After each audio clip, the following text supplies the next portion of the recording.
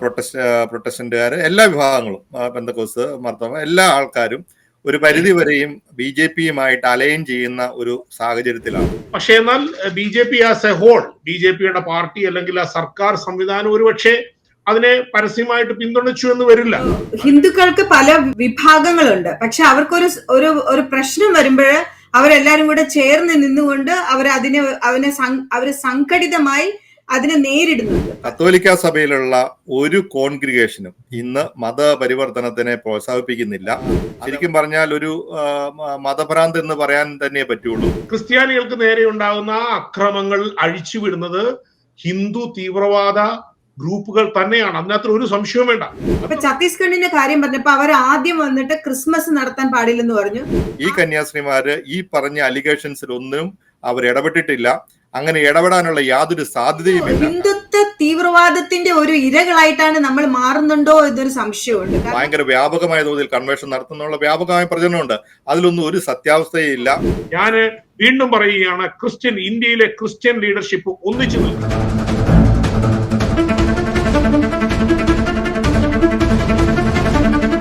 നമസ്കാരം. വോക്കി ടോക്കിയുടെ മറ്റൊരു എപ്പിസോഡിലേക്ക് ഏവർക്കും സ്വാഗതം. സിസ്റ്റർ പ്രീതി മേരി, സിസ്റ്റർ വന്ദന ഫ്രാൻസിസ് എന്നിവരെ ജൂലൈ 25 ഛത്തീസ്ഗഡിലെ ദുർഗ് റെയിൽവേ സ്റ്റേഷനിൽ വച്ച് പോലീസ് കസ്റ്റഡിയിലെടുത്തു. നാരായൺപൂരിൽ നിന്ന് ആഗ്രയിലേക്ക് 3 പെൺകുട്ടികളെയും ഒരു മുതിർന്ന ആദിവാസി ആൺകുട്ടിയെയും കൊണ്ട് അനുഗമിക്കുന്നതിനിടയിൽ കന്യാസ്ത്രീകൾക്കെതിരെ മനുഷ്യക്കടത്ത്, നിർബന്ധിത മതപരിവർത്തനം എന്നീ കുറ്റങ്ങൾ ചുമത്തിയാണ് പോലീസ് കസ്റ്റഡിയിലെടുത്തത്. ഹിന്ദു ദേശീയ സംഘടനയായ ബജ്രംഗ് ദൾ പ്രവർത്തകരാണ് ഈ ആരോപണങ്ങൾ ഉന്നയിച്ചതായി റിപ്പോർട്ടുണ്ട്. കെട്ടിച്ചമച്ചതും രാഷ്ട്രീയ പ്രേരിതവുമാണെന്ന് വിശേഷിപ്പിച്ചുകൊണ്ട് കത്തോലിക്ക സഭ ഈ ആരോപണങ്ങളെ ശക്തമായി നിഷേധിച്ചിട്ടുണ്ട്. ഇന്ത്യയിലെ കത്തോലിക്ക ബിഷപ്പ് കോൺഫറൻസിന്റെ വക്താവ് ഈ അറസ്റ്റിനെ മതസ്വാതന്ത്ര്യത്തിനും സഞ്ചാര സ്വാതന്ത്ര്യത്തിനുമുള്ള മൗലിക അവകാശത്തിന്മേലുള്ള ലംഘനമാണെന്നും കടന്നുകയറ്റമാണെന്നും അപലപിച്ചിട്ടുണ്ട്. ബജ്രംഗ് ദൾ പ്രവർത്തകർ പോലീസുമായി ഒത്തൊരുമിച്ച് നിന്നുകൊണ്ട് ഈ കന്യാസ്ത്രീകളെ ചോദ്യം ചെയ്യുന്ന വീഡിയോ ദൃശ്യങ്ങൾ നമ്മൾ പലരും കണ്ടതാണ്.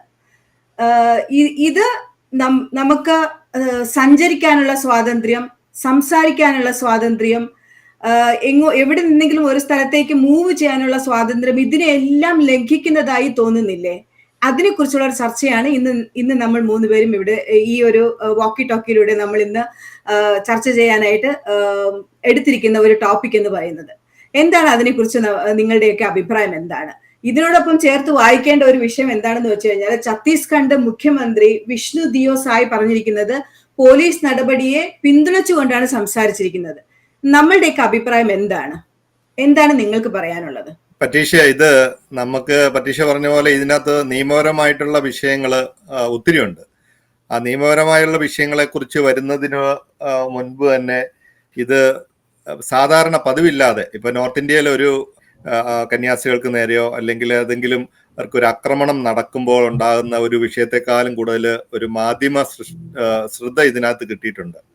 എനിക്ക് തോന്നുന്നത് എന്നാന്ന് വെച്ചാൽ, കേരളത്തിൽ ഈ ഒരു വിഷയം കൊണ്ട് വിഷമിക്കുന്ന ആൾക്കാരെക്കാളും കൂടുതൽ ഇത് സന്തോഷിക്കുന്ന ആൾക്കാരാണ് ഈ ഒരു വിഷയം കൊണ്ടുണ്ടായിട്ടുള്ളതാണെന്ന് എനിക്ക് തോന്നിയിട്ടുള്ളത്. അതിന്റെ കാരണം എന്നാന്ന് വെച്ചാൽ, നമ്മുടെ കേരളത്തിലെ രാഷ്ട്രീയ സാഹചര്യം അനുസരിച്ച് ഈ ക്രിസ്ത്യൻ കമ്മ്യൂണിറ്റി, എസ്പെഷ്യലി കാത്തലിക്സ്, പ്രൊട്ടസ്റ്റന്റുകാർ, എല്ലാ വിഭാഗങ്ങളും, പെന്തക്കോസ്ത്, മാർത്തോമ, എല്ലാ ആൾക്കാരും ഒരു പരിധി വരെയും BJP-യുമായിട്ട് അലൈൻ ചെയ്യുന്ന ഒരു സാഹചര്യത്തിലാണ്. അത് UDF-ഉം LDF-ഉം വളരെ ശക്തമായിട്ട് എതിർത്തുകൊണ്ടിരിക്കുന്നു. പിന്നെ മുസ്ലിം കമ്മ്യൂണിറ്റിയും ക്രിസ്ത്യൻ കമ്മ്യൂണിറ്റിയും തമ്മിലാണ് ലോകം മുഴുവൻ ഒരു യുദ്ധം നടക്കുന്നതെന്നുള്ള ചർച്ചകളും നമ്മുടെ മീഡിയയിലൊക്കെ ഇന്ന് വളരെ വിചിത്രമായ ചർച്ചകളൊക്കെ നമ്മുടെ മലയാളം മീഡിയയിൽ കണ്ടു. കാരണം ലോകം മുഴുവൻ ക്രിസ്ത്യാനികളും മുസ്ലിംസും തമ്മിലാണ് യുദ്ധത്തിൽ ഏർപ്പെട്ടിരിക്കുന്നത്. ഇങ്ങനെയുള്ള ഒരു സാഹചര്യത്തിൽ ഇതിനെ വളരെ സന്തോഷപൂർവ്വം കാണുന്നത് ഈ ക്രിസ്ത്യാനികളായിട്ടുള്ള ഇപ്പൊ മറ്റുള്ള പാർട്ടികളോട്, അതായത് കമ്മ്യൂണിസ്റ്റ് പാർട്ടികളോടോ അല്ലെങ്കിൽ കോൺഗ്രസിനോടോ അനുഭാവം ഉണ്ടായിരുന്ന അവരെ സംബന്ധിച്ചിടത്തോളം അവർക്ക് വീണ് കിട്ടിയ ഒരു അവസരമാണ് ഇങ്ങനെ കന്യാസ്ത്രീ ആക്രമിക്കപ്പെട്ടതിലൂടെ നിങ്ങൾ ഈ BJP-യുടെ ഒരു കപടമുഖം കണ്ടില്ലേ എന്ന് ചോദിക്കാനുള്ള അവസരം. പിന്നെ ഇപ്പൊ ഇടത് അനുഭാവികളായിട്ടുള്ള മാധ്യമ പ്രവർത്തകർ, അവരാണല്ലോ കേരളത്തിൽ ഭൂരിപക്ഷം, അവരെ സംബന്ധിച്ചിടത്തോളം അവർക്ക് വളരെ സന്തോഷം. കാരണം നിങ്ങൾ കണ്ടുപഠിച്ച് ഇതാണ് ഇതിനകത്തെ ചോദ്യവും വിഷയത്തെക്കുറിച്ചൊന്നും ഇന്ന് കാര്യമായി ഒരു ചാനലിലും ചർച്ച ചെയ്തില്ല. പക്ഷെ അവരെല്ലാം പറയുന്നത് ഈ നടന്ന ഇപ്പം ഹിന്ദു സംഘടനകൾ ഉൾപ്പെട്ട സംഘപരിവാറിൽ ഉൾപ്പെട്ട സംഘടനകളിൽ ഏതൊക്കെയോ കാണിച്ചത് അപ്പൊ നിങ്ങൾക്ക് മനസ്സിലാകുന്നു, നിങ്ങൾക്ക് ഈ പണി കിട്ടിയതിൽ ഞങ്ങൾക്ക് സന്തോഷമുണ്ടെന്നാണ് ഇവരെല്ലാം പറയാതെ പറയുന്നത്. മുസ്ലിമുകൾക്കും കേരളത്തിൽ വളരെ സന്തോഷമായി, ക്രിസ്ത്യാനികൾക്ക് ഒരു പണി കിട്ടിയല്ലോ എന്നുള്ളതാണ്. ഇതിൻ്റെ അകത്ത് ഞാനൊരു കത്തോലിക്കൻ എന്ന നിലയിൽ എനിക്ക് 101% ഞങ്ങൾക്ക് പറയാൻ പറ്റും, ഈ ഒരു വിഷയത്തിൽ ഈ കന്യാസ്ത്രീമാരുടെ ഭാഗത്ത് 1% ഒരു വീഴ്ചയും വന്നിട്ടില്ല എന്നുള്ളതും. കാരണം ഇതിൻ്റെ അകത്ത് മതപരിവർത്തനത്തിന്റെ ഒരു എഫക്റ്റും ഇല്ല. കാരണം എന്നാന്ന് വെച്ച് കഴിഞ്ഞാൽ കത്തോലിക്ക സഭയിലുള്ള ഒരു കോൺഗ്രിഗേഷനും ഇന്ന് മതപരിവർത്തനത്തിനെ പ്രോത്സാഹിപ്പിക്കുന്നില്ല. അതവരുടെ അജണ്ടയിലില്ല, അതവരുടെ ബൈലോയിലില്ല, കോൺസ്റ്റിറ്റ്യൂഷനില്ല. ഈ സഭകൾക്കകത്ത് തന്നെ പരാതികളുണ്ട്. മറ്റുള്ള ഈ എന്നാ പറയണം, നമ്മള് ഈ ബൈബിൾ മറ്റുള്ളവർക്ക് ഇവാഞ്ചലൈസേഷൻ എന്ന് പറയാൻ ബൈബിൾ മറ്റുള്ളവർക്ക് പറഞ്ഞു കൊടുക്കുക എന്നുള്ളതാണല്ലോ എല്ലാ ക്രിസ്ത്യാനിയുടെയും ഒരു ലക്ഷ്യം എന്ന് പറയുന്നത്. പക്ഷെ അതിന്റെ അകത്ത് സഭകൾ പുറകോട്ട് പോകുന്നുള്ള വ്യാപകമായി പരാതി നിൽക്കുന്ന ഒരു കാലഘട്ടമാണ് ഇതിനകത്ത്. അതായത് ഇനി ഇങ്ങനെ ഒരു പെൺകുട്ടികളെ മതം മാറ്റാനായിട്ട് കൊണ്ടുപോവുകയാണെങ്കിൽ അതൊക്കെ കൊണ്ടുപോകാനുള്ള ഇന്നത്തെ കാലഘട്ടത്തിൽ അതിനെയൊക്കെ എല്ലാം നിയമപരമായി മാത്രം ചെയ്യുന്ന സംഘടിതമായ സംവിധാനങ്ങളുള്ള ഒരു സഭയാണ് ഈ കത്തോലിക്ക സഭ എന്ന് പറയുന്നത്. ഈ പെൺകുട്ടികൾ, അത് കൂടാതെ തന്നെ ഈ പെൺകുട്ടികൾക്ക് ഇതിൻ്റെ അകത്ത് കുറെ സംശയങ്ങൾ എല്ലാ വിഭാഗം ആൾക്കാരും ഉന്നയിക്കുന്നുണ്ട്. പക്ഷെ ഈ പെൺകുട്ടികൾ തന്നെ അവര് ക്രിസ്ത്യൻസ് ആണ്, CSI സഭാഭാഗത്തിലുള്ള പെൺകുട്ടികളാണെന്ന് പറയപ്പെടുന്നു. ആ പെൺകുട്ടികളാണ്. പിന്നെ കൊണ്ടുപോയത് അവരുടെ തന്നെ ഇതിൽ തന്നെ ഇവർ നേരത്തെ കൺവേർട്ട് ചെയ്തോ, എത്ര കാലം മുമ്പ് കൺവേർട്ട് ചെയ്തോ എന്നുള്ള കാര്യങ്ങളെ കുറിച്ചൊക്കെ സംശയമുണ്ട്. പക്ഷെ അത് ഈ വിഷയമായിട്ട് ബന്ധപ്പെട്ട് വരുന്നില്ല. ഇത് ലോ ആൻഡ് ഓർഡറിന്റെ അകത്ത് വരുന്ന ഏറ്റവും വലിയ വിഷയം എന്നാന്ന് വെച്ചാൽ ഫസ്റ്റ് പോയിന്റിൽ തന്നെ, അതായത് നമ്മൾ റെയിൽവേ സ്റ്റേഷൻ TT ആണ് ഇത് റിപ്പോർട്ട് ചെയ്യുന്നത്. അവർക്ക് പ്ലാറ്റ്ഫോം ടിക്കറ്റ് ഇല്ല എന്ന് പറയുന്ന TTയുടെ നിയമപരമായിട്ട് നമ്മളൊക്കെ നിയമം അനുശാസിക്കുന്ന രാജ്യത്ത് ജീവിക്കുന്ന ആൾക്കാരാണ്. നിയമപരമായിട്ട് നമ്മുടെ അധികാര പരിധിയിലില്ലാത്ത ഒരാളാണ് ഇതിനെക്കുറിച്ച് റിപ്പോർട്ട് ചെയ്യുകയും ഇങ്ങനെ ആൾക്കാരെ വിളിച്ചു വരുത്തുകയും ഈ പറഞ്ഞ നിങ്ങൾ പിന്നെ പോലീസ് സ്റ്റേഷനിൽ നടന്ന കാര്യങ്ങളെ കുറിച്ച് കണ്ടു കഴിഞ്ഞാൽ അറിയാം. അതായത് ഒരു സ്ത്രീ, അതായത് ഒരു ആദിവാസി എന്ന് പറയുന്ന ആ യുവാവിനെ കൈ ചുരുട്ടി ഇടിക്കാൻ, മുഖത്ത് ഇടിക്കാനായിട്ട് തുടങ്ങുന്ന ആംഗ്യങ്ങളൊക്കെ കാണുന്നുണ്ട്. ഒരു കാരണവശാലും ഒരു ന്യായം, അതായത് നിയമപരമായിട്ട് നമ്മൾ ഇന്ത്യയിലെ ഭരണഘടന അനുസരിച്ച് ഒരു പ്രദേശത്ത് നിന്ന് മറ്റൊരു പ്രദേശത്ത് ഇന്ത്യയിൽ എവിടെയും നമുക്ക് താമസിക്കാനോ മാറി താമസിക്കാനുള്ള സാധ്യതയുണ്ട്. അപ്പൊ അങ്ങനെയുള്ള ഒരു സാഹചര്യത്തിലാണ് നിയമപരമായിട്ട് ഒരിക്കലും സ്റ്റാൻഡ് ചെയ്യാത്ത, അതായത് ഇത് ശരിക്കും പറഞ്ഞാൽ ഒരു മതഭ്രാന്ത് എന്ന് പറയാൻ തന്നെ പറ്റുള്ളൂ. അപ്പം ഈ സാഹചര്യം മൊത്തത്തിൽ മാറിയിട്ടുണ്ട്. അപ്പൊ എനിക്കിതിനകത്ത് ആദ്യം ഇത് പറയാനുള്ള കാര്യം എന്ന് വെച്ച് കഴിഞ്ഞാൽ, ഒരു കാരണവശാലും ഈ കന്യാസ്ത്രീമാര് ഈ പറഞ്ഞ അലിഗേഷൻസിലൊന്നും അവർ ഇടപെട്ടിട്ടില്ല. അങ്ങനെ ഇടപെടാനുള്ള യാതൊരു സാധ്യതയുമില്ല. കാരണം ആ സഭയ്ക്കോ അവരുടെ കോൺഗ്രിഗേഷനോ അവരുടെ നിയമങ്ങളിലോ ഇങ്ങനെ മതപരിത്വമൊന്നുമില്ല. കാരണം അവർ നടത്തുന്ന ഒരു കുഷ്ഠരോഗ ആശുപത്രിയിലേക്ക് ജോലിക്കായിട്ട് കൊണ്ടുവന്ന്, അതായത് ക്രിസ്ത്യൻ സഭകള് എല്ലാ കോൺഗ്രിഗേഷനുള്ള ആൾക്കാരും നോർത്ത് ഇന്ത്യയിലെ ഓരോ സംസ്ഥാനത്തും പല ഗ്രാമങ്ങളിലും പല ഇൻസ്റ്റിറ്റ്യൂഷൻസ് നടത്തുന്നുണ്ട്. അതിന്റെ ഒക്കെ ഒരു അജണ്ട എന്ന് പറയുന്നത് അവിടുത്തെ ഈ പാവപ്പെട്ട ആൾക്കാരെ അവരുടെ കുറച്ചുകൂടെ അന്തസ്സോടുകൂടി ഒരു ജീവിത അന്തസ്സിലേക്ക് കൂട്ടിക്കൊണ്ടുവരിക എന്നുള്ള ഒരു പ്രവർത്തനം മാത്രമാണ് നടത്തുന്നത്. പക്ഷേ അതിൻ്റെ അകത്ത് പല ആൾക്കാർക്കും ഇവര് നല്ല രീതിയിൽ ജീവിച്ചു വരേണ്ട ആഗ്രഹമില്ല. കാരണം നമ്മുടെ നാട്ടിൽ പോലും പല കന്യാസ്ത്രീ മഠങ്ങളിലും ഒക്കെ ജോലിക്ക് നിൽക്കുന്ന നോർത്ത് ഇന്ത്യ എന്നുള്ള പെണ്ണുങ്ങളാണ്. അവരാരും, ഇവൻ കേരളത്തിലെ കാര്യം മാത്രം എടുത്താൽ മതി, ഇതൊക്കെ വളരെ വ്യക്തിപരമായിട്ട് ഈ പല സംസ്ഥാനങ്ങളിലും ബീഹാറിലും മധ്യപ്രദേശിലും ഉത്തർപ്രദേശിലും പല സംസ്ഥാനങ്ങളിലുമുള്ള ഇങ്ങനെയുള്ള ഇൻസ്റ്റിറ്റ്യൂഷൻസിൽ പോയിട്ടുണ്ട്. ഞാൻ അവരോട് താമസിച്ചിട്ടുണ്ട്. എനിക്ക് വളരെ കൃത്യമായിട്ട് അറിയാവുന്നതുകൊണ്ടാണ് പറയണത്. അവിടെ പണിയെടുക്കുന്ന ആൾക്കാരില് ഭൂരിപക്ഷം ആൾക്കാരും ക്രിസ്ത്യാനികളല്ല. അങ്ങനെ ക്രിസ്ത്യാനികളാക്കണം എന്ന് അവർക്ക് യാതൊരു താല്പര്യവുമില്ല. പക്ഷേ ഒരു മേൽവസ്ത്രം മാത്രം, അടിവസ്ത്രം പോലും ഇല്ലാതെ വരുന്ന പെൺകുട്ടികള് വളരെ നല്ല രീതിയിൽ ജീവിത സാഹചര്യങ്ങളിൽ വളരെ ഉന്നത രീതിയിലേക്ക് വിദ്യാഭ്യാസം നേടിക്കൊണ്ടും അവരുടെ എല്ലാവിധ അന്തസ്സിലും അവർ മുന്നോട്ട് വന്നു കഴിയുമ്പോൾ അവർക്ക് പിന്നെ അവരുടെ ഗ്രാമങ്ങളിൽ പോയി താമസിക്കാനുള്ള ഒരു ബുദ്ധിമുട്ട് വരുന്നുണ്ട്. നോർത്ത് ഇന്ത്യയിൽ എല്ലായിടത്തും വരുന്നതാണ്. അതിൻ്റെ അകത്ത് പൊതുവെ പറഞ്ഞു കേൾക്കുന്ന കാരണം ഈ മുന്നോക്ക ജാതിക്കാരുടെ ഇഷ്യൂ ഒക്കെ ഇതിൻ്റെ അകത്ത് വളരെ കാര്യമായിട്ടുണ്ട്. ഇതൊന്നും ഇപ്പൊ പറയേണ്ട കാര്യമല്ല. പക്ഷേ പൊതുവായിട്ട് ഇത് പറഞ്ഞു കഴിഞ്ഞാൽ ഇതും പൊതുവെ ഇങ്ങനെ ഒരു അസഹിഷ്ണുത നമ്മുടെ രാജ്യത്ത് കാര്യമായിട്ട് വളർന്നു വന്നിട്ടുണ്ട്. ഇതിനെ ഇപ്പോൾ ഒരു രാഷ്ട്രീയവൽക്കരിക്കുക എന്നുള്ളതല്ല. പക്ഷേ ക്രിസ്ത്യൻ മിഷണറിമാരും ഈ ക്രിസ്ത്യൻസും അത് വളരെ തെറ്റിദ്ധരിപ്പിക്കപ്പെട്ട ഒരു കാര്യമാണ്. ഞാൻ ഈ പറഞ്ഞ പോലെ വളരെ പരിമിതമായ കൺവേർഷൻ ഒന്നും നടക്കുന്നില്ല എന്നുള്ളതല്ല പറഞ്ഞത്.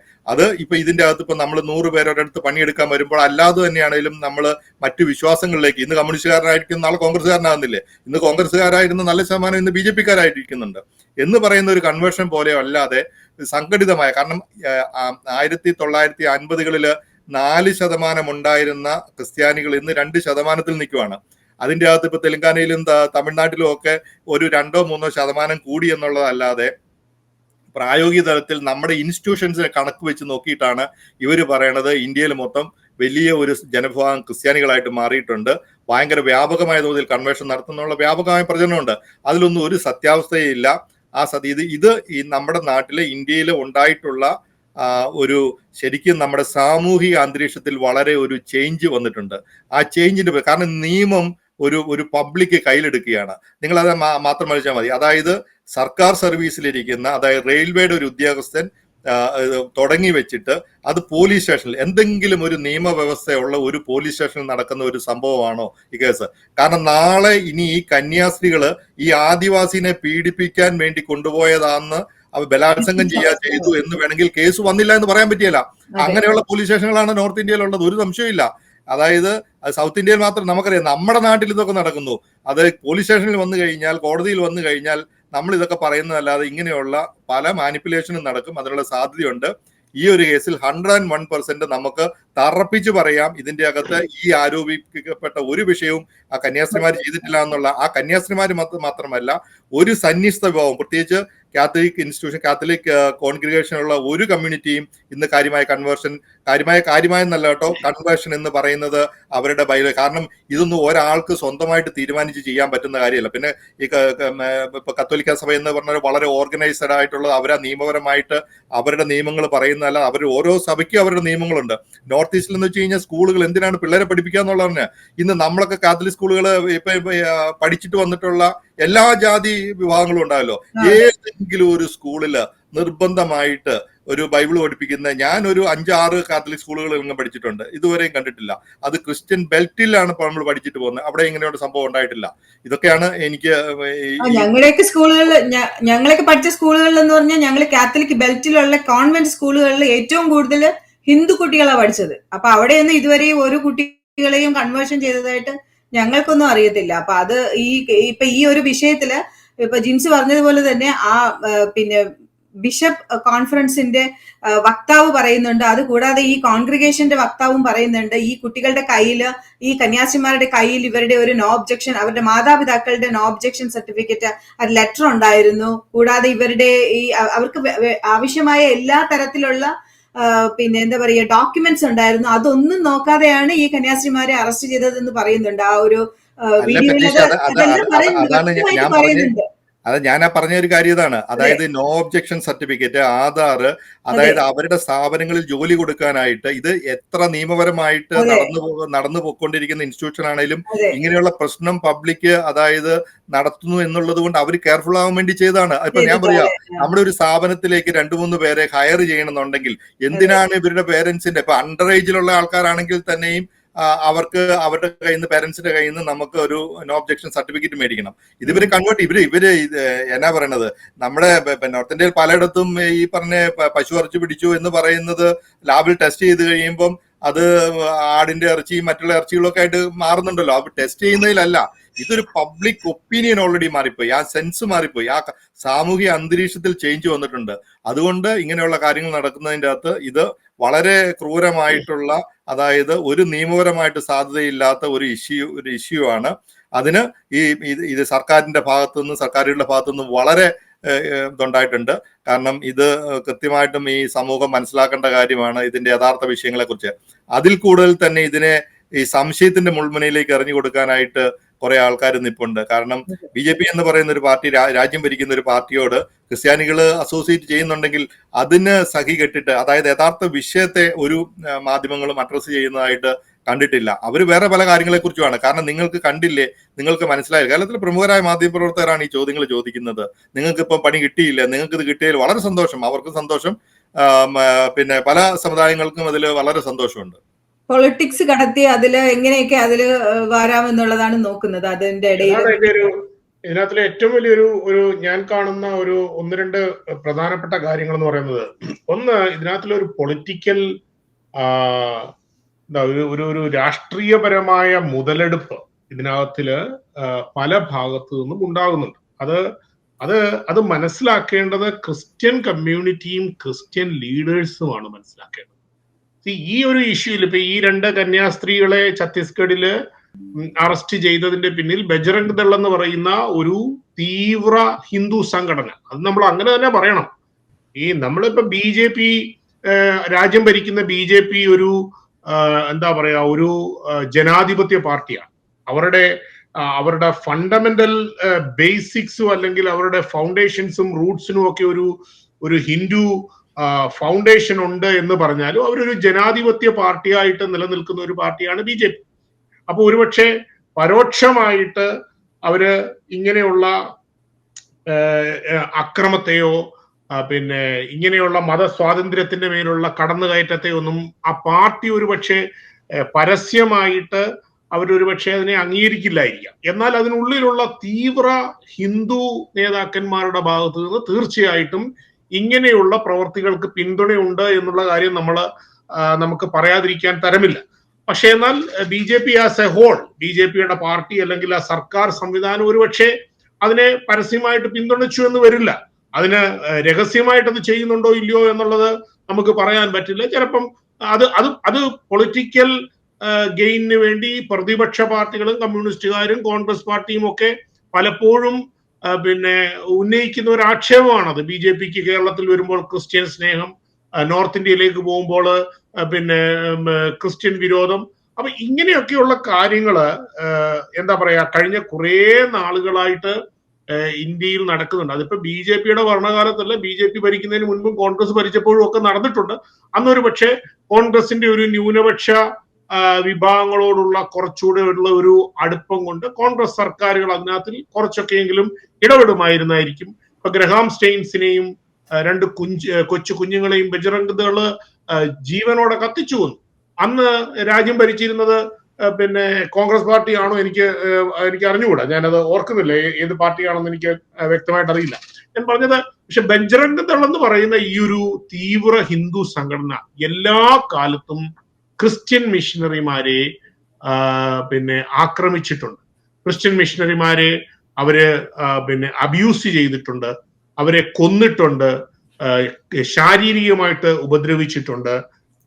പിന്നെ അവരുടെ മനുഷ്യാവകാശത്തിന്റെ മേലുള്ള പിന്നെ കടന്നുകയറ്റം പല സമയങ്ങളിലും ഉണ്ടായിട്ടുണ്ട്. അപ്പൊ ഇത് ഡെഫിനറ്റ്ലി ഇതൊരു ഗുരുതരമായ മനുഷ്യാവകാശ ലംഘനവും ഭരണഘടനാ ലംഘനവുമാണ്. അതിനകത്തിൽ യാതൊരു സംശയവും ഇല്ല.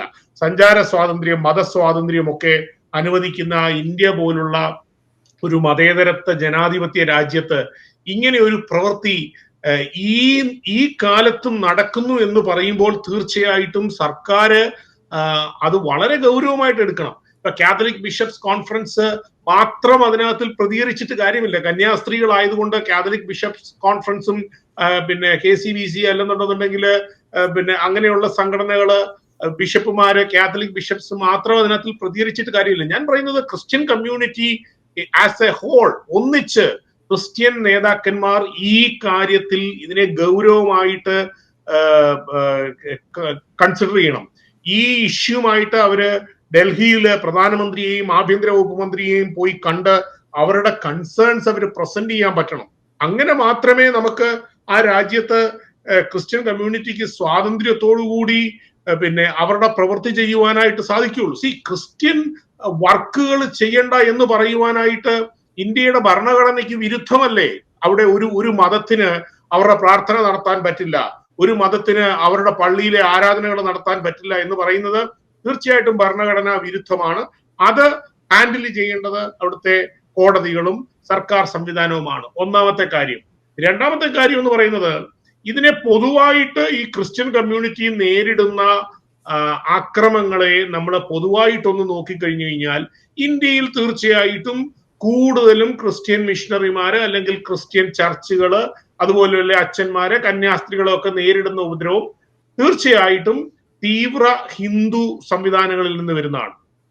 ഇന്ത്യക്ക് പുറത്ത് അത് ഒരുപക്ഷെ നേപ്പാളിലും അങ്ങനെ തന്നെ ആയിരിക്കും. കാരണം നേപ്പാളിലും, അപ്പൊ ഞാൻ പറയുകയാണെങ്കിൽ ഇങ്ങനെ ഞാൻ പറയും, ഹിന്ദു ഡോമിനേറ്റഡ് ആയിട്ടുള്ള രാജ്യങ്ങളിൽ അവിടെ ക്രിസ്ത്യാനികൾക്ക് നേരെ ഉണ്ടാകുന്ന അക്രമങ്ങൾ അഴിച്ചുവിടുന്നത് ഹിന്ദു തീവ്രവാദ ഗ്രൂപ്പുകൾ തന്നെയാണ്. അതിനകത്ത് ഒരു സംശയവും വേണ്ട. അത് നമ്മൾ BJPയോ RSSനെയോ ഒന്നും അല്ല ഈ പറയുന്നത്. BJP രാജ്യം ഭരിക്കുന്ന ഒരു പാർട്ടിയാണ്. ആ പാർട്ടിക്ക് ഇതിനെയൊക്കെ നിലയ്ക്ക് നിർത്താനായിട്ട് കഴിയണം. അങ്ങനെ കഴിയുന്നില്ലെങ്കിൽ രാജ്യത്തെ എല്ലാ പൗരന്റെയും സ്വത്തിനും ജീവനും സംരക്ഷണം കൊടുക്കാനുള്ള ഒരു പാർട്ടി എന്ന് പറയാനായിട്ട് അവർക്ക് ധാർമ്മികതയില്ലാതെയായി പോകും. അപ്പം നമ്മൾ ആ ഒരു കാര്യം ഒരു ഓവറോൾ കോണ്ടെക്സ്റ്റിൽ എടുക്കുമ്പോൾ, അങ്ങനെ ഇന്ത്യ, നേപ്പാൾ പോലുള്ള ഹിന്ദു ഡോമിനേഷൻ ഉള്ള രാജ്യങ്ങളിൽ ക്രിസ്ത്യാനികൾക്ക് ആക്രമണം നേരിടേണ്ടി വരുന്നത് ഹിന്ദു തീവ്രവാദ സംവിധാനങ്ങളിൽ നിന്നാണെങ്കിൽ, നമ്മൾ കഴിഞ്ഞ ദിവസം കണ്ടു സിറിയയിൽ ഏതാണ്ട് 20ഓളം ഒരു ഇവാഞ്ചലിക്കൽ ക്രിസ്ത്യൻ ലീഡറിനെയും അദ്ദേഹത്തിന്റെ കൂടെ ഉണ്ടായിരുന്ന 20ഓളം വരുന്ന ഫാമിലി മെമ്പേഴ്സിനെയും ഇസ്ലാമിക തീവ്രവാദികൾ നിഷ്കരണം കൊല ചെയ്തു. അപ്പൊ ലോകത്തിന്റെ വിവിധ ഭാഗങ്ങളിൽ നമ്മൾ എടുത്തു നോക്കിയാൽ സുഡാനില്, നൈജീരിയയില്, അതുപോലെ തന്നെ സിറിയയില്, ഇറാഖില്, ഇറാനില്, അതുപോലെ തന്നെ പിന്നെ മറ്റ് കോങ്കോ റിപ്പബ്ലിക്കില്, അങ്ങനെ അവിടെയൊക്കെ ഇസ്ലാമിക തീവ്രവാദികൾ ക്രിസ്ത്യൻസിനെ സ്ലോട്ടർ ചെയ്യുകയാണ്. അത് ക്രിസ്ത്യൻ ലീഡേഴ്സിനെ മാത്രമല്ല, വിശ്വാസികളെ പോലും. വിശ്വാസത്തിന്റെ പേരിൽ ഇന്ന് ലോകത്ത് ഏറ്റവും കൂടുതൽ ആക്രമിക്കപ്പെടുന്ന അല്ലെങ്കിൽ കൊല ചെയ്യപ്പെടുന്ന ഒരു കമ്മ്യൂണിറ്റി ഉണ്ടെന്നുണ്ടെങ്കിൽ, ഒരു ഫെയ്ത്ത് കമ്മ്യൂണിറ്റി ഉണ്ടെന്നുണ്ടെങ്കിൽ, ഞാൻ പറയും അത് ക്രിസ്ത്യൻ കമ്മ്യൂണിറ്റിയാണ്. അതിനകത്ത് യാതൊരു സംശയമില്ല. എന്നെ സംബന്ധിച്ചിടത്തോളം എന്റെ വിശ്വാസം ഞാൻ വളരെ പരസ്യമായിട്ട് പബ്ലിക് ഡൊമൈനിൽ ഇടുന്ന ഒരാളായതുകൊണ്ട് എനിക്ക് എന്റെ വിശ്വാസം വലുത് തന്നെയാണ്. അതിനകത്തൊരു സംശയമില്ല. അതുകൊണ്ട് ആ ഒരു കാര്യത്തിന്റെ ഇമോഷൻ ഉൾക്കൊണ്ടുകൊണ്ട് തന്നെ ഞാൻ പറയുകയാണ്, ലോകത്തിൽ ഇന്ന് ഏറ്റവും കൂടുതൽ പീഡനം അനുഭവിക്കുന്ന ഒരു വിഭാഗം ഉണ്ടെങ്കിൽ അത് ക്രിസ്ത്യൻ കമ്മ്യൂണിറ്റിയാണ്. അതും വിശ്വാസത്തിന്റെ പേരിൽ, അവരുടെ വിശ്വാസത്തിന്റെ പേരിൽ ഈ കമ്മ്യൂണിറ്റി പീഡനം അനുഭവിച്ചുകൊണ്ടിരിക്കുകയാണ്. ഇസ്ലാമിക ഭൂരിപക്ഷമുള്ള രാജ്യങ്ങളിൽ ഇസ്ലാമിക തീവ്രവാദികൾ അവരെ കൊല ചെയ്യുമ്പോൾ, ഇന്ത്യയിലും നേപ്പാളിലും പോലുള്ള സ്ഥലങ്ങളിൽ ഹിന്ദു തീവ്രവാദികൾ അവരെ ആക്രമിക്കും. ഇത് രണ്ടും ഒരു നാണയത്തിന്റെ രണ്ട് വശമാണ്, ഒരു സംശയവും വേണ്ട. പക്ഷെ ഇന്ത്യയിൽ പോലുള്ള രാജ്യത്തിൽ ജനാധിപത്യ സംവിധാനം, ഇപ്പൊ നമുക്ക് പിന്നെ ഈ മുസ്ലിം തീവ്രവാദം നടക്കുന്ന രാജ്യങ്ങളിൽ അവിടെ വേറെ ചോയ്സ് ഒന്നുമില്ല. അവരുടെ നിയമങ്ങളാണ് അവിടുത്തെ നിയമം. അവിടെ ഒന്നും പറയാൻ പറ്റില്ല. പക്ഷെ ഇന്ത്യ പോലെ ജനാധിപത്യ ഒരു രാജ്യത്ത്, മതേതരത്വത്തിൽ വിശ്വസിക്കുന്ന ഒരു രാജ്യത്ത്, ഒരു സെക്യുലർ ഇന്ത്യയിൽ ഈ കാലത്തും ഇങ്ങനെ ഒരു കാര്യം നടക്കുന്നുണ്ട് എന്ന് പറഞ്ഞു കഴിഞ്ഞാൽ അത് വളരെ വളരെ അപമാനമാണ്. രാജ്യത്തിന് അപമാനമാണ്, രാജ്യത്തെ ഭരണ സംവിധാനങ്ങൾക്ക് അപമാനമാണ്, രാജ്യത്തിന്റെ ഭരണഘടനയ്ക്ക് തന്നെ അതൊരു അപമാനമാണ്. കാരണം ഭരണഘടന അനുവദിക്കുന്ന മതസ്വാതന്ത്ര്യം, ഭരണഘടന അനുവദിക്കുന്ന സഞ്ചാര സ്വാതന്ത്ര്യം, ഭരണഘടന അനുവദിക്കുന്ന വസ്ത്രം ഇടുവാനായിട്ടുള്ള ഇപ്പൊ കന്യാസ്ത്രീകൾ ഇടുന്ന വസ്ത്രങ്ങള് അവരുടെ വിശ്വാസത്തിന്റെ ഭാഗമാണ്, അവരുടെ ആചാരത്തിന്റെ ഭാഗമാണ്. നമ്മുടെ അച്ഛന്മാരിടുന്ന വസ്ത്രങ്ങൾ അവരുടെ ആചാരത്തിന്റെ ഭാഗമാണ്. കുർബാന ചൊല്ലുമ്പോൾ ഇടുന്ന ആ വസ്ത്രങ്ങൾ എന്ന് പറയുന്നത്, കാപ്പ പോലുള്ള വസ്ത്രങ്ങൾ എന്ന് പറയുന്നത് ആചാരത്തിന്റെ ഭാഗമാണ്. മെത്രാന്മാർക്ക് അവരുടേതായിട്ടുള്ള ആചാര വസ്ത്രങ്ങളുണ്ട്.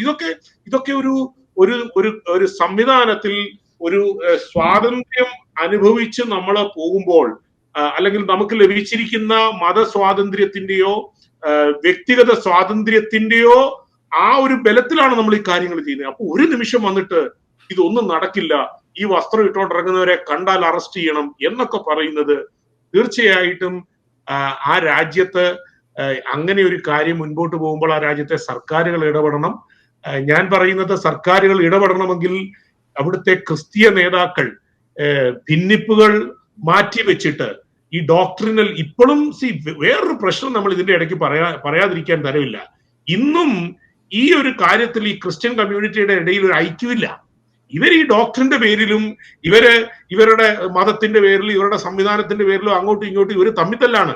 അപ്പം അത് മുതലെടുക്കുന്ന ഒരു വിഭാഗം പിന്നെ തീവ്ര സംഘങ്ങൾ ഉണ്ട് എന്നുള്ളത് ഇവർ മറന്നു പോവുകയാണ്. പിന്നെ ഇവരുടെ സടകുടഞ്ഞ് എഴുന്നേക്കുന്നത് ഇങ്ങനെ കന്യാസ്ത്രീകളെ ആക്രമിക്കുമ്പോൾ, അച്ഛന്മാരെ ആക്രമിക്കുന്ന എല്ലാവരും ഒന്നിച്ചു വരും. ഞങ്ങള് അതുകൊണ്ട് കാര്യമില്ല. അതിന്റെ ഇടയ്ക്കൂടെ ഈ രാഷ്ട്രീയ പാർട്ടികൾ അതിന്റെ മുതലെടുപ്പ് നടത്താൻ. അപ്പൊ ഇതൊന്നും ഒരു ശാശ്വതമായ പരിഹാരമല്ല. അതുകൊണ്ട് ഇതിനൊരു ശാശ്വതമായ പരിഹാരം ഉണ്ടാകുമോ എന്ന് ചോദിച്ചു കഴിഞ്ഞാൽ ഇമ്പോസിബിൾ. അത് ഒറ്റപ്പെട്ട സംഭവങ്ങളൊക്കെ അവിടെ ഇവിടെയൊക്കെ ഉണ്ടാകാം. എന്നാൽ രാജ്യവ്യാപകമായിട്ട് പ്രത്യേകിച്ച് ഛത്തീസ്ഗഡ്, ആ നോർത്ത് ഇന്ത്യ ഏരിയയിൽ, ഇന്ത്യയുടെ വടക്കേ സംസ്ഥാനങ്ങളിൽ ക്രിസ്ത്യാനികൾക്ക് നേരെ കഴിഞ്ഞ കാലങ്ങളായിട്ട്, ക്രിസ്ത്യൻ മിഷണറിമാർക്ക് നേരെ കഴിഞ്ഞ കാലങ്ങളായിട്ട് ഉയർന്നു വരുന്ന ഇങ്ങനെയുള്ള അട്രോസിറ്റീസ്, അവർക്ക് നേരെയുള്ള ആക്രമണങ്ങളെ തടയുവാൻ, സർക്കാരിൽ സമ്മർദ്ദം ചെലുത്തുവാൻ ക്രിസ്ത്യൻ ലീഡർഷിപ്പ് ഒന്നടങ്കം, ഞാൻ വീണ്ടും പറയുകയാണ്, ഇന്ത്യയിലെ ക്രിസ്ത്യൻ ലീഡർഷിപ്പ് ഒന്നിച്ചു നിൽക്കണം. അത് ജസ്റ്റ് KCBCയോ അല്ലെന്നുണ്ടെങ്കിൽ കാത്തലിക് ബിഷപ്പ് കോൺഫറൻസ് മാത്രമല്ല, എല്ലാ സഭാ വിഭാഗങ്ങളും ഒന്നിച്ചു നിൽക്കണം. പ്രൊട്ടസ്റ്റന്റ് ആയാലും കത്തോലിക്ക ആയാലും മർത്തോമ ആയാലും ഓർത്തഡോക്സ് ആയാലും എല്ലാവരും ഒന്നിച്ചു നിന്നിട്ട് നാളെ അവർക്കും ഇതേ അവസ്ഥ ഉണ്ടാകാനുള്ള സാധ്യതയുണ്ട് എന്ന് മനസ്സിലാക്കി ഒന്നിച്ചു നിന്ന് ഈ കാര്യം സർക്കാരിന്റെ ശ്രദ്ധയിൽ കൊണ്ടുവരികയും അതിന് ഒരു പരിഹാരം കാണാനായിട്ട് ശ്രമിക്കുകയും ചെയ്താൽ ഇതിനൊക്കെ ഒരു പരിധി വരെ അറുതി ഉണ്ടാകും എന്നാണ് എനിക്ക് പറയാനായിട്ടുള്ളത്. അതെ, ഇതിലിപ്പോ ഞാൻ എന്റെ ഒരു അഭിപ്രായത്തില് ഇപ്പോ ഹിന്ദുക്കൾക്ക് പല വിഭാഗങ്ങളുണ്ട്. പക്ഷെ അവർക്കൊരു ഒരു പ്രശ്നം വരുമ്പോൾ അവരെല്ലാരും കൂടെ ചേർന്ന് നിന്നുകൊണ്ട് അവര് സംഘടിതമായി അതിനെ നേരിടുന്നുണ്ട്. ഇപ്പൊ ഷാജൻ പറഞ്ഞതുപോലെ ക്രിസ്ത്യാനിറ്റിക്ക് വന്ന ഒരു കുഴപ്പം എന്താന്ന് പറഞ്ഞു കഴിഞ്ഞാല് പല പല സംഘടനകളായിട്ടോ അല്ലെങ്കിൽ പല പല വിഭാഗങ്ങളായിട്ട് വേർതിരിഞ്ഞു പോയിട്ട് അവര് തിരിച്ചു ചേരുന്നതിന് ഉണ്ടായിട്ടുള്ള ഒരു പ്രശ്നമാണ് ഇതിനെ എല്ലാത്തിനെയും തടസ്സമായി നിൽക്കുന്നത്. ഇപ്പൊ ഛത്തീസ്ഗഡിന്റെ കാര്യം പറഞ്ഞപ്പോ അവർ ആദ്യം വന്നിട്ട് ക്രിസ്മസ് നടത്താൻ പാടില്ലെന്ന് പറഞ്ഞു. ആ സമയത്ത് അവർക്ക് അത് ശ്രീരാമ ജയന്തി ആഘോഷം ഉണ്ടാക്കണമെന്ന് പറഞ്ഞു. പള്ളികൾ പൊളിക്കപ്പെട്ടു. പിന്നെ ക്രിസ്ത്യാനികളെ എല്ലാവരെയും ആക്രമണങ്ങൾ അഴിച്ചുവിട്ടു. മണിപ്പൂർ പല പല പല നോർത്ത് ഇന്ത്യൻ സ്ഥലങ്ങളിലൊക്കെ. അപ്പോഴൊക്കെയും അത് ഞങ്ങളെ അല്ലല്ലോ, നിങ്ങളുടെ വിഭാഗത്തെ അല്ലേ, അപ്പൊ നിങ്ങളത് ഏറ്റെടുക്കണമെന്നും പറഞ്ഞിട്ട് മറ്റുള്ളവർ മാറി നിന്നു. പിന്നെ വേറൊരു വിഭാഗത്തിനെയാണ് ആക്രമണം നടത്തിയപ്പോഴത്തേനും അത് ഞങ്ങളെ അല്ലല്ലോ, നിങ്ങളെ അല്ലേ, മറ്റുള്ളവർ മാറി നിന്നു. പക്ഷെ ഇത് ഹിന്ദുക്കൾക്കാണ് സംഭവിക്കുന്നതെങ്കിൽ അവരെല്ലാരും ചേർന്ന് നിന്നുകൊണ്ട് അതിനെതിരെ അവര് സംഘടിതമായിട്ട് ആ ആക്രമണങ്ങൾക്കെതിരെ നേരിടുകയും അവരതിനെ എതിർക്കുകയും അവരെല്ലാവരും ചേർന്നുകൊണ്ട് അതിനെതിരെ പ്രക്ഷോഭങ്ങൾ നടത്തുകയൊക്കെ ചെയ്തു. ഇതിനൊരു പ്രക്ഷോഭത്തിന് പുറപ്പെടണമെന്നല്ല ഞാൻ ഇത് പറയുന്നത്. പക്ഷെ ഇത് ഒരു സംഘടനയായിട്ടോ അല്ലെങ്കിൽ ഒരു സംഘടിതമായ ഒരു ശക്തിയാകണമെന്നാണ് ഞാൻ പറയുന്നത്. ഇത് പൊളിറ്റിക്കലായിട്ടോ അല്ലെങ്കിൽ അതൊക്കെ പിന്നത്തെ കാര്യമാണ്. പൊളിറ്റിക്കലായിട്ട് ആകണമെന്നുള്ളത് പിന്നത്തെ കാര്യമാണ്. കാരണം നമ്മൾ ഇങ്ങനെ ഒരു വിഷയം വരുമ്പോഴത്തേനും നിങ്ങൾ സംഘടിതമായി ഒരു ശക്തിയായി കാണിച്ചാൽ മാത്രമേ അത് പൊളിറ്റിക്കലായിട്ടും കൂടെ നമ്മൾക്ക് ഒരു ശക്തിയായിട്ട് അവർക്ക് മനസ്സിലാവുകയുള്ളൂ. ഇവരെ കൊണ്ട് നമുക്ക് ആവശ്യം വരുമെന്നുള്ളത്. ഇപ്പോ ഷാജൻ നേരത്തെ പറഞ്ഞു, ഗ്രഹാം സ്റ്റെയിനിന്റെ കാര്യം പറഞ്ഞു. അദ്ദേഹം ഒരു ഓസ്ട്രേലിയൻ മിഷണറി വൈഫും പിള്ളേരെയും കൂടെ 1999 അടൽ ബിഹാരി വാജ്പേയിയുടെ കാലത്താണ് ആ സംഭവം ഉണ്ടായത്. അപ്പൊ ഇത് ശരിക്കും പറഞ്ഞാല് ഹിന്ദുത്വ തീവ്രവാദത്തിന്റെ ഒരു ഇരകളായിട്ടാണ് നമ്മൾ മാറുന്നുണ്ടോ എന്നൊരു സംശയമുണ്ട്. കാരണം ഇവരിവിടെ ഉണ്ടായാൽ ഇവര് മതം മാറ്റപ്പെടുന്നു, നിർബന്ധിത മതം മാറ്റം പരിവർത്തനം നടത്തുന്നുണ്ടോ എന്നൊരു സംശയത്തിന്റെ പേരിലോ അല്ലെങ്കിൽ മനഃപൂർവ്വം ഈ ഒരു സംഭവം ഉണ്ടാക്കി എടുത്തുകൊണ്ട് ഈ ക്രിസ്ത്യാനിറ്റിയെ തന്നെ ഇല്ലാതാക്കാനുള്ള ഒരു ശ്രമം നടക്കുന്നുണ്ടോ എന്നുള്ള ഇതാണ് എന്റെ മനസ്സിൽ പെട്ടെന്ന് വരുന്നത്. അപ്പൊ അതിനെ ഇല്ലായ്മ ചെയ്യണമെന്നുണ്ടെങ്കിൽ, അങ്ങനെ ഒരു സംഭവം ഇല്ലായ്മ ചെയ്യണമെന്നുണ്ടെങ്കിൽ, ഇപ്പൊ ഷാജൻ പറഞ്ഞതുപോലെ തന്നെ അത് 100% മാറ്റാൻ പറ്റിയില്ലെങ്കിൽ പോലും നമ്മളൊരു സംഘടിത ശക്തിയായി മാറണമെന്നുണ്ടെങ്കിൽ ഈ എല്ലാ സംഘടനകൾക്കും ഈ എല്ലാ വിഭാഗങ്ങൾക്കുമുള്ള നേതൃത്വത്തിലുള്ള അല്ലെങ്കിൽ ഓരോ സംഘടനകൾ, ഇപ്പോ KCBC പോലെയുള്ള സംഘടനകളെല്ലാം ചേർന്നുകൊണ്ട് അതിനൊക്കെയുള്ള സംഘടനകൾ ഉണ്ട്. കേരളത്തിൽ തന്നെയുണ്ട്, പിന്നെ ഇന്ത്യയിൽ ഒട്ടാകെ ഉണ്ട്, ലോകത്തിലൊട്ടാകെ ഉണ്ട്. എല്ലാ സംഘടനകളും ഇതിലോട്ട് അഡ്രസ് ചെയ്യപ്പെടണം. അല്ലെങ്കിൽ ഇതിലേക്ക് ശ്രദ്ധ തിരിച്ചുകൊണ്ട് അവരുടെ ഒരു കൺസേൺ അറിയിക്കുകയും വേണ്ടപ്പെട്ടവരെ അറിയിക്കുകയും അടുത്ത് വരുന്ന ഇപ്പൊ നമ്മുടെ കേരളത്തിൽ തെരഞ്ഞെടുപ്പ് വരുന്നുണ്ട്, അവരുടെ ആ ഒരു സ്ട്രെങ്ത് അറിയിക്കുക എന്നുള്ളതാണ്. എങ്കിൽ മാത്രമേ നമുക്ക് ഇതിനൊരു തടയിടാൻ പറ്റത്തുള്ളൂ. അല്ലെങ്കിൽ ഇത് വീണ്ടും ഇതിങ്ങനെ ഇപ്പൊ 1999 നമുക്ക് അറിയാവുന്ന ഒരു സംഭവമാണ്. അതിന് മുന്നേ നടന്നിട്ടുണ്ട്. അത് കഴിഞ്ഞ് കണ്ടിന്യൂസ് ആയിട്ട് പല പല സംഭവങ്ങൾ നോർത്ത് ഇന്ത്യയിൽ മാത്രമല്ല ഇങ്ങോട്ട് കണ്ടിന്യൂസ് ആയിട്ട് പിന്നെ തെലങ്കാനയിലും അല്ലെങ്കിൽ തമിഴ്നാട്ടിലും എല്ലാ സ്ഥലങ്ങളിലും ഇങ്ങനെ നടന്നുകൊണ്ടേ ഇരിക്കുകയാണ്. നമ്മൾ കാണിക്കേണ്ട ഒരു ഉത്സാഹം കാണിച്ചില്ല എന്നുണ്ടെങ്കിൽ ക്രിസ്ത്യാനികൾക്ക് ഇനി ഒരു അവസരം ഉണ്ടാവുകയില്ല, ഒരുമിച്ച് ചേരാനുള്ള ഒരു അവസരം ഉണ്ടാവുകയില്ല എന്നുള്ളതാണ് എന്റെ അഭിപ്രായം. ഇതിനെക്കുറിച്ച് എനിക്ക് പറയാനുള്ളത്. അല്ല, ഞാനിപ്പോ ഇതിന്റെ അകത്ത് എനിക്ക് തോന്നുന്നത്, ഇപ്പം ക്രിസ്ത്യാനികൾ എല്ലാ സഭാവിഭാഗങ്ങളിലുള്ളവരും ഒക്കെ ഇതിനെ വളരെ കൃത്യമായിട്ട് അപലപിച്ചിട്ടുണ്ട്. പക്ഷെ ഇന്ന് നമ്മുടെ നാട്ടിലെ ഈ ഒരു സാഹചര്യം മാറിയത്, ഇപ്പം ഈ ക്രിസ്ത്യാനികൾ 2% സർക്കാരിന്റെ കണക്കനുസരിച്ച് തന്നെ ഉള്ള ഈ ക്രിസ്ത്യാനികൾ ഒരു കാരണവശാലും ഇതൊരു ഈ ഒരു യുദ്ധത്തിന് ഇറങ്ങി പുറപ്പെടണമെന്നൊന്നും നമുക്ക് പറയാൻ പറ്റും. വളരെ സമാധാനപരമായി ജീവിച്ചു. ഇന്നിപ്പോ ഒരു മുസ്ലിംസ് ഭൂരിപക്ഷമാകുന്ന സ്ഥലങ്ങളിൽ നമുക്കൊരു ശരിയാ ലോ വേണം, അല്ലെങ്കിൽ ഞങ്ങളുടെ നിയമം അനുസരിച്ച്, ഞങ്ങളുടെ മത നിയമം അനുസരിച്ച് ഭരിക്കാൻ പറ്റുള്ളൂ എന്ന് പറയുന്നിടത്താണ് ക്രിസ്ത്യാനികളുടെ ഒരു അവസ്ഥ. അവര് കാരണം സീസണിനുള്ളത് സീസണിനും ദൈവത്തിനുള്ളത് ദൈവത്തിൽ നിന്നുള്ള ഒരു വിശ്വാസത്തിൽ, അതായത് രാജ്യത്തോട് കൂറും രാജ്യത്തിന് ഒപ്പം നിന്ന് പ്രവർത്തിച്ചു പോകുന്നൊരു ഇതാണ്. ആള് കൂടാനോ ഈ കൺവേർഷൻ എന്ന് പറയുന്നതിൻ്റെ അകത്തുള്ള, ഞാൻ ആദ്യം പറഞ്ഞതുപോലെ തന്നെയാണ്, അങ്ങനെ അതൊരു മുൻ അജണ്ടയിൽ വെച്ചിട്ടോ അല്ലെങ്കിൽ അങ്ങനെ നിയമപരമായിട്ടോ ചെയ്യുന്ന ഒരു കാര്യമല്ല. പക്ഷെ ഇത് ഓൾറെഡി നമ്മുടെ ഈ ഒരു ഫാബ്രിക് മാറിയിട്ടുണ്ട്, ഈ സാഹചര്യം മാറിയിട്ടുണ്ട്. അത് ആദ്യത്തെ NDA സർക്കാർ, എനിക്ക് തോന്നുന്നു രണ്ടാമത്തെ വാജ്പേയി 1999 ആ സർക്കാർ വന്നപ്പോൾ വളരെ കൃത്യമായിട്ട് ഒരു പ്ലാനിങ്ങോട് കൂടി തുടങ്ങി വെച്ച ഒരു കാര്യമുണ്ട്. കാരണം ഓരോ സ്ഥലങ്ങളിലും ഓരോ ഗ്രാമങ്ങളിലും, നിങ്ങളിപ്പോൾ പറയാം, ഇപ്പൊ ഗുജറാത്തിലാണെങ്കിൽ പല നാസിക്, നവസാരി തുടങ്ങി അങ്ങനെയുള്ള പല സ്ഥലങ്ങളിലും പലയിടത്തും വലിയ ടൗൺഷിപ്പുകൾ പോലും ബിൽഡ് ചെയ്ത് പോകുന്നത് നല്ല ക്രിസ്ത്യൻ സ്കൂളുകൾ, ക്രിസ്ത്യൻ ഹോസ്പിറ്റലുകൾ അതിന് ചുറ്റുവട്ടത്താണ്. അത് ഇന്ത്യയിൽ എല്ലാ സ്ഥലങ്ങളിലും ഉണ്ട്. അത് നമ്മൾ ഓരോ സ്ഥലങ്ങളെയും കൃത്യമായിട്ട് എടുത്ത് പഠിച്ചാൽ അറിയാം. അവിടെയൊക്കെ എന്ന് വെച്ച് കഴിഞ്ഞാൽ അവിടെയൊന്നും അങ്ങനെ ഒരു കൺവേർഷൻ തന്നെ നടക്കുന്നില്ല. അവിടെ ആ ഇൻസ്റ്റിറ്റ്യൂഷൻ അവർ റൺ ചെയ്യാനായിട്ട് അവരുടെ ഓരോ ഹോസ്പിറ്റലുകളിലും അല്ലെങ്കിൽ ഇൻസ്റ്റിറ്റ്യൂഷൻ സ്കൂളുകളിൽ, അനാഥ മന്ദിരങ്ങൾ അല്ലെങ്കിൽ കുഷ്ഠരോഗികൾക്കുള്ള സ്ഥലങ്ങൾ, ഇപ്പം അങ്ങനെയുള്ള സ്ഥലങ്ങളിലാണ്. അപ്പൊ ഈ ടൗൺഷിപ്പുകൾ ബേസിക്കലി ഈ സഭകളുടെ കയ്യിലാണ് ഇരിക്കുന്നത്. അത് ഏക്കർ കണക്കിന് സ്ഥലങ്ങളാണ്. സിറ്റി ഇതിന്റെ പേരിൽ ഡെവലപ്പ് ചെയ്ത് ചെറിയ വെറുതെ തരിശു ഭൂമിയായിട്ട് കിടന്ന സ്ഥലമായിരിക്കും ഈ സഭകൾ പോയി ചെറിയ പൈസ കൊടുത്ത് മേടിച്ച്, പിന്നെ അതിന് ചുറ്റും വലിയ ടൗൺഷിപ്പ് 10, 30, 40, 50 വർഷമൊക്കെ കഴിഞ്ഞപ്പോൾ വന്നിട്ടുണ്ട്. അപ്പൊ അന്ന് വാജ്പേയി സർക്കാർ കൊണ്ടുവന്ന ഒരു നിയമമായിരുന്നു. അപ്പൊ ഇതൊക്കെ എത്ര കൃത്യമായ പ്ലാനിങ്ങോട് കൂടിയാണ്. അതായത് ഒരു സഭയ്ക്ക്, ഒരു കോൺഗ്രിഗേഷന്, ഒരു ഇൻസ്റ്റിറ്റ്യൂഷന്, പ്രത്യേകിച്ച് ക്രിസ്ത്യൻ സഭകളെയൊക്കെ വളരെ കൃത്യമായിട്ട് ടാർഗറ്റ് ചെയ്ത് ഇതിനെ സ്പ്ലിറ്റ് ചെയ്യിക്കാൻ പറ്റുന്ന ഒരു നിയമമായിരുന്നു അത്. ഇപ്പൊ ഡൽഹിയിലായിക്കോട്ടെ, ഡൽഹിയിൽ ടൗണിൽ ഇപ്പൊ ഒരു സ്കൂൾ ഉണ്ടെങ്കിൽ ആ സ്കൂൾ ഇത്ര ഏക്കർ സ്ഥലമേ അതിന് നമുക്ക് കീപ്പ് ചെയ്യാൻ പറ്റുള്ളൂ. അങ്ങനെ ഒരു വലിയ നിയമം കൊണ്ടുവന്നു. അന്ന് സഭകൾ അതിനെ ഓവർകം ചെയ്തത് ഞാൻ ഇപ്പോഴും ഓർക്കുന്നുണ്ട്. കാരണം അന്നത്തെ കാലങ്ങളൊക്കെ വലിയ ചർച്ചയായ ഒരു വിഷയമാണ്. അത് പല കോൺഗ്രിഗേഷനായിട്ട് ഇവര് സ്പ്ലിറ്റ് ചെയ്തു കൊടുത്തു. അതായത് പല സ്ഥാപനങ്ങൾ തുടങ്ങി. ഇപ്പം ഒരു 50 ഏക്കർ സ്ഥലം ഉണ്ടെങ്കിൽ 2 ഏക്കർ വെച്ചിട്ട് അവിടെ അനാഥർക്ക്. പക്ഷെ അവിടെയൊക്കെ ഈ ചാരിറ്റി പ്രവർത്തനങ്ങൾ തന്നെയാണ് ഇവർ ചെയ്യുന്നത്. പക്ഷെ ഇതിനകത്തൊരു വിഷയം, ഇതൊന്നും പബ്ലിക്കിന് കൊടുക്കുന്ന മെസ്സേജ് എൻറ്റയർലി ഡിഫറെന്റ് ആണ്. അത് ഓൾറെഡി കാണുന്നത് ഭയങ്കര മതപരിവർത്തനം നടത്തുന്നു, ഇവർക്ക് ഇതിൻ്റെ അകത്ത് വളരെ മുൻതൂക്കമുണ്ട് എന്ന് കണ്ടിട്ടാണ് ഈ ആക്രമണങ്ങൾ മുഴുവൻ നടക്കുന്നത്. ഇതിനെ കൃത്യമായിട്ട് ഒരു ഭരണകൂടം അത് എത്ര മൂടി പതിഞ്ഞു വെച്ച് കഴിഞ്ഞാലും, എത്രമാത്രം ഇത് കണ്ടെയ്ൻ ചെയ്താലും, ഇത് ഓട്ടോമാറ്റിക്കായിട്ടും ഇത് എക്സ്പ്ലോഡ് ചെയ്യും. അതാണ് ഇപ്പൊ ഇത് നടന്നുകൊണ്ടിരിക്കുന്നത്. കാരണം ഇത് പബ്ലിക്കിനെ, ഒരു ജനത്തിന് മനസ്സിലാകും. കാരണം പബ്ലിക്കിനെ നമുക്ക് ഇളക്കി വിട്ട് കഴിഞ്ഞാൽ പിന്നെ അവര് ആ ഒരു മോബിന്റെ സൈക്കോളജിയാണ് പിന്നെ വർക്ക് ചെയ്യുന്നത്. അതിപ്പോ കന്യാസ്ത്രീമാരല്ല, ഇനി അച്ഛന്മാരല്ല, പാസ്റ്റർമാരൊക്കെ ആണേലും അവർക്ക് അങ്ങനെ ഒരു പ്രവർത്തിക്കാനുള്ള, നിയമം അനുശാസിക്കുന്ന രീതിയിൽ പോലും പ്രവർത്തിക്കാനുള്ള ഒരു സാഹചര്യം ഇന്ന് പല സംസ്ഥാനങ്ങളിലും ഇല്ല. ഇതൊന്നും മതപരിവർത്തനത്തിന്റെ വിഷയമേ അല്ല. ഇതിപ്പം ഏത് രീതിയിൽ, കാരണം ഇതൊക്കെ ആ പോലീസ് സ്റ്റേഷനിൽ ഇരിക്കുന്ന ആൾക്കാർ മോബാണ് ഈ നിയമങ്ങൾ ഉണ്ടാക്കിയെടുക്കുന്നത്.